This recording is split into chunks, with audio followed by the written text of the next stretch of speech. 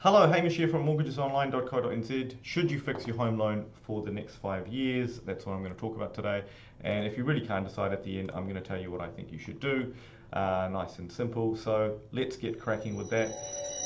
Now, of course, the 5 year rate.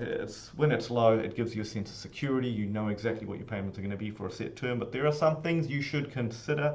Obviously, one of the obvious ones, obviously, if you're selling your home in the next 5 years.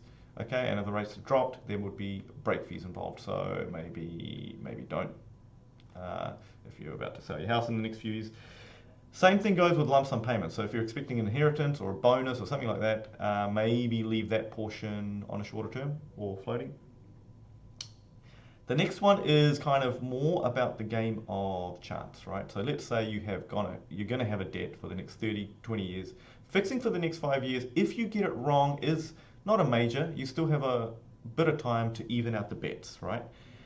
Now, the thing is though, if you don't have the luxury of time, you're a bit senior, a bit more experienced, and maybe you're only going to have this debt for the next 7 to 10 years before you go out sailing or cruising, whatever you're going to do. Now, then of course the actual 5 year bet becomes, if you get it wrong, rates drop. You're not going to have much time to try and even out the bets after that term. So yeah. Now, this is becoming more popular these days, cashbacks, right? So these days, your cashbacks generally tie you for a 3 to 4 year term. Now, most banks, it's 3 years. So meaning you swap banks, you get a bunch of cash.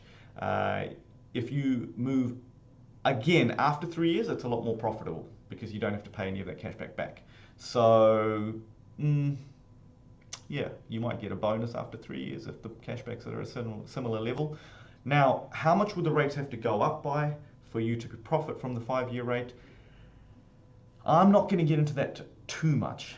Right now, there's about a 0.5% premium that you're paying by taking the 5 year rate as opposed to a shorter term one. So you'd hope that the rates have gone up by, I don't know, midway, maybe at least say 1.5% or something or more for you to have been profiting. But again, that's kind of really speculative, and so I try not to dwell too much into that kind of world. Now, lastly, if you can't decide, right? If you can't decide what you're going to do, let me decide for you. I'll make it nice and simple, right?